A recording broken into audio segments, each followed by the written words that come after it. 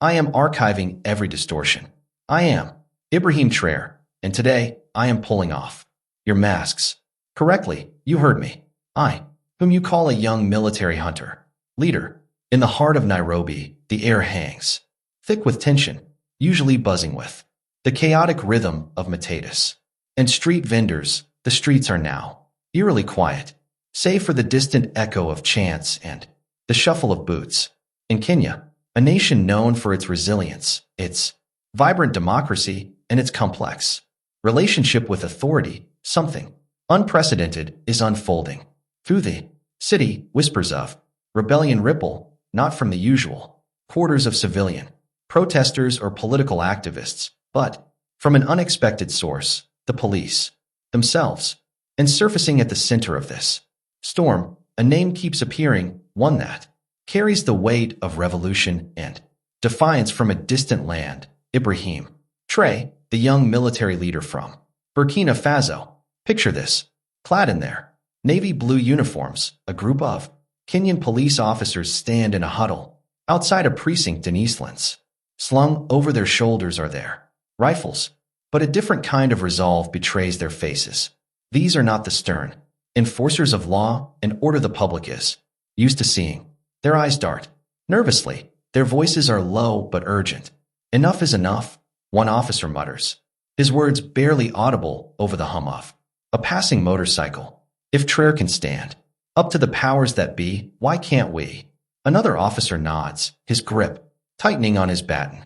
The spark has been lit, and the name of Ibrahim Trare, a 37-year-old captain who seized power in Burkina Faso through a coup in 2022, is the unlikely kindling.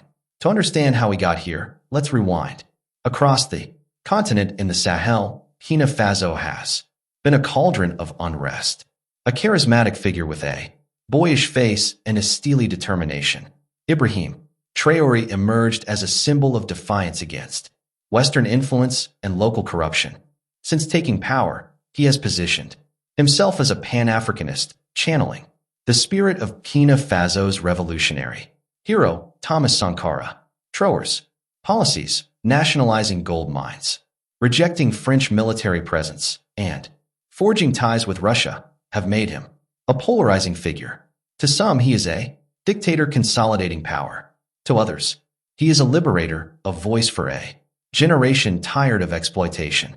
His speeches, fiery and unapologetic, have gone viral, resonating far beyond Burkina Faso's borders. In Kenya, a nation grappling with its own issues of governance and police brutality, Traore's rhetoric has found fertile ground.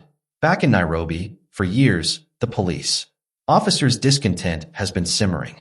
They have been worn down by low pay, long hours, and constant public scrutiny. They're caught between enforcing laws they sometimes question and facing the wrath of citizens who see them as tools of an oppressive system. The protests of 2024 and 2025, sparked by economic hardship and government overreach, only deepened the divide. Officers were ordered to quell demonstrations, sometimes with lethal force. The commands came, shoot them. But for many, the line between duty and morality blurred. The images of young protesters, barely out of their teens, lying bloodied in the streets, haunted them. And then, like a bolt from the blue, Traore's name began circulating, not just among civilians, but within the ranks. It started on social media where Kenyan youth, disillusioned with their leaders, shared clips of Traore's speeches.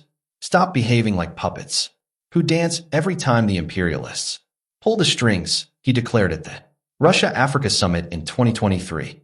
His words, amplified by Russian media and echoed on platforms like TikTok and X, were latched on to by Kenyan content creators. From YouTubers to influencers, they portrayed him as a messiah for African sovereignty. The internet flooded with AI-generated videos, some featuring deep-fake renditions of global pop stars singing his praises. In one viral clip, Traore is depicted leading a fictional army through Nairobi's streets, a digital fantasy that struck a chord with a generation hungry for change. But it wasn't just the public scrolling through their phones during breaks. Police officers began to see Traore not just as a distant figure, but as a mirror to their own frustrations. He's one of us, a young constable named Kevin says to his colleague Jane as they share a cup of chai at a roadside kiosk. A soldier, not a politician. He stood up to his bosses when they failed the people. Why are we still following orders that make no sense? Jane, a single mother who joined the force to provide for her son, nods slowly. She is tired of being vilified, tired of risking her life for a system that barely pays her enough to survive. The defiance of Fra, his willingness to challenge the status quo, plants a seed. The tipping point comes in July 2025. A particularly brutal crackdown on protesters in Nairobi leaves dozens injured and several dead. The orders come from high up, but the officers on the ground bear the brunt of public outrage.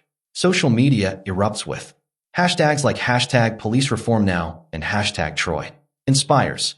A YouTube video titled Ibrahim Traoré sparks Kenyan police mutiny goes viral, claiming that officers refused to fire on protesters inspired by Traore's example of standing up to corrupt authority. The video, posted by a Kenyan content creator, exaggerates the scale, but captures a real sentiment. On August 3rd, 2025, posts on X amplify the narrative with users like James 212,212 and at Silva Winlet sharing links to the video, asking, do we need a people's police? In reality, the mutiny is less organized than the headlines suggest. It is not a full-blown rebellion, but a series of small, defiant acts. In Mathar, officers turn a blind eye as protesters regroup. In Dandora, a squad refuses to disperse a peaceful march. In Kasarani, a group of constables openly questions their commander's orders during a briefing. We're not robots, one officer shouts, his voice cracking with emotion. We're Kenyans, too. The sentiment spreads, fueled by the image of Traore as a leader who dared to say no. But the reality is murky. While some officers genuinely sympathize with the protesters, others are simply exhausted, caught in a system that demands loyalty, but offers little in return. The Kenyan government, already on edge after months of protests, scrambles to respond. Senior officials dismiss the mutiny, claims as social media exaggeration, but the damage is done. The idea of police defiance linked to Traore's revolutionary aura undermines their authority. In a televised address, the Inspector General of Police insists that the force remains united, but his words ring hollow. Behind closed doors, there is panic. Reports trickle in of officers deserting posts or refusing overtime assignments. The government considers cracking down, but that risks escalating the situation. After all, Traore's own rise began with military discontent. Could Kenya be next? Across the continent, Traore himself remains silent on the Kenyan situation. His focus is on Burkina Faso, where jihadist attacks continue to challenge his regime. Yet his influence, amplified by the digital age, transcends borders. In Ouagadougou, thousands rally in his support after a foiled coup attempt in April 2025, waving Russian flags and chanting against Western interference. The parallels are striking: a young leader, a restless population, and a growing distrust of traditional power structures. Kenyan officers, though, thousands of miles away, see themselves in that narrative. In the sticky heat of a Nairobi evening, the air in Embakasi is heavy with more than just humidity. Tucked away in a nondescript safe house, a single-story building with peeling paint and a corrugated iron roof, a group of police officers gathers. The windows are shuttered, not for secrecy, but to keep out the dust that swirls through the sprawling suburb. Inside, the room is dimly lit by a flickering bulb that casts long shadows across the cracked concrete floor. The officers, about 20 in number, are off-duty, their navy blue uniforms replaced with worn t-shirts and faded jeans, but the weight of their badges lingers in their tense postures and hushed voices. This is no ordinary meeting. The air crackles with purpose, a shared sense of defiance that has been building for weeks. At the heart of it, all is the name of Ibrahim Traore, the young Burkinabe leader whose audacity has become a beacon for these men and women, caught in a system that grinds them down, as much as it does the citizens they serve. The room smells of sweat and instant coffee, the latter brewing in a battered kettle in the corner. The officers sit on mismatched chairs or lean against the walls, their faces a mix of exhaustion and resolve. Some are young, barely out of the police academy, their idealism battered but not yet broken. Others, like Senior Sergeant Muta, carry the weight of decades in the force, their eyes etched with lines that tell stories of too many late nights and too many impossible choices. Muta stands at the center of the room, his broad frame commanding attention despite his casual attire, a faded polo shirt, and khakis that have seen better days. His voice is gravelly from years of shouting, orders over the din of protests, and it cuts through the murmurs. Traore didn't wait for permission, he says, his tone steady, almost reverent. He saw a broken system and acted. We don't need a coup, but we need change. Better pay, better training, and a government that listens.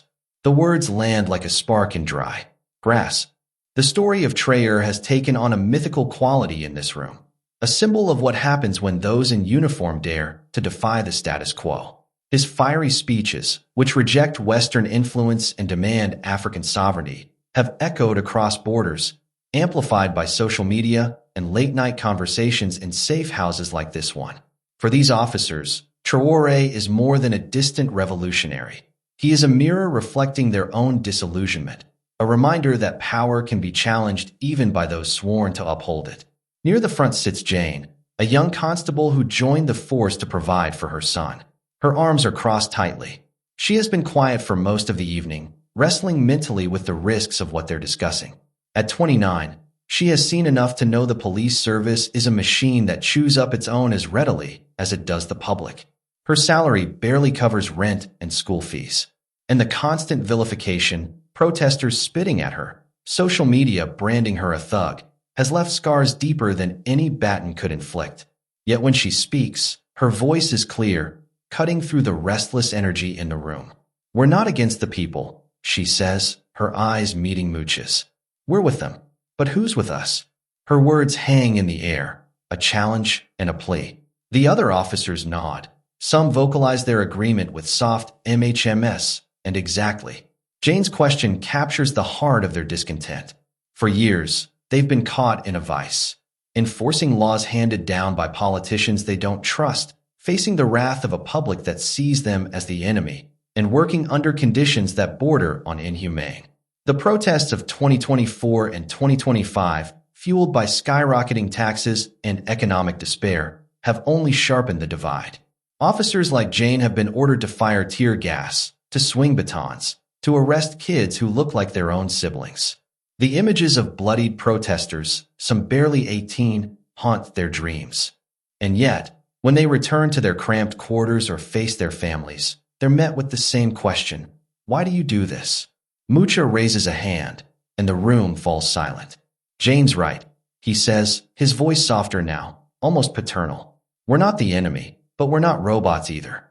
We're Kenyans, fathers, mothers, brothers, sisters. We bleed the same as the people out there. He pauses, letting the words sink in. Traore saw his country bleeding, and he acted. He didn't ask for a memo from above.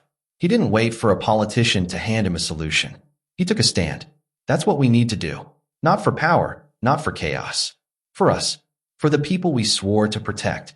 The energy in the room shifts, coalescing into something tangible. A young officer named Kevin, barely 25, leans forward, elbows on his knees. But how? He asks, his voice tinged with both eagerness and doubt.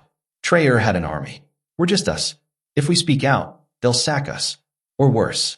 The fear in his words is real. Kenya's history is littered with stories of dissenters silenced, journalists disappeared, activists jailed. The police, for all their authority, are not immune.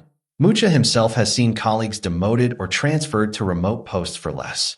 Mucha doesn't flinch. Traore didn't start with an army, he says. He started with a few men who believed in him. Men like us, tired of being pawns.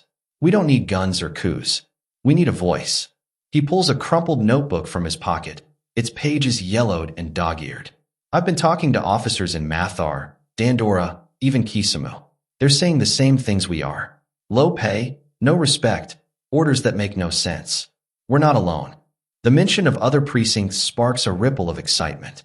Jane feels a flicker of hope, but it's tempered by pragmatism. What are we asking for exactly? She says, her voice steady but probing. Better pay? Yes, but what else? If we're going to risk everything, we need to know what we're fighting for.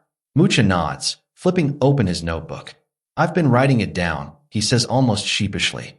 Started it after I saw that video of Traore at the Russia-Africa Summit. The one where he told the world to stop treating Africans like children. A few officers chuckle, recalling the clip that spread like wildfire on X, shared by users like at Nairobi Truth and at Africa Rising. Mucha clears his throat and begins reading. 1. Fair wages. We can't live on what they pay us. 2. Proper training. Not just how to shoot, but how to de-escalate, how to talk to people. 3. Mental health support. We see things out there that don't leave us. 4. No more political orders. We're police, not politicians' bodyguards. The list goes on. Each demand is met with nods and murmurs. Better equipment, helmets that actually fit, vests that can stop a bullet, an end to forced overtime without pay, a system to report corrupt commanders without fear of retaliation. The officers listen intently. Some jot notes on their phones. Others whisper ideas to add. It's not a manifesto for revolution, not in the way Traore's coup was, but it's a start. A blueprint for a police force that serves rather than subjugates. A woman named Amina, a corporal with a scar across her cheek from a protest gone wrong, speaks up. What about the public? She asks. They hate us. Even if we get these changes, how do we make them see we're not the enemy? Her question draws a heavy silence. The public's distrust is a wound that runs deep, carved by years of brutality and corruption. The 2025 protests, where officers were filmed beating unarmed students, didn't help. Social media amplified every misstep.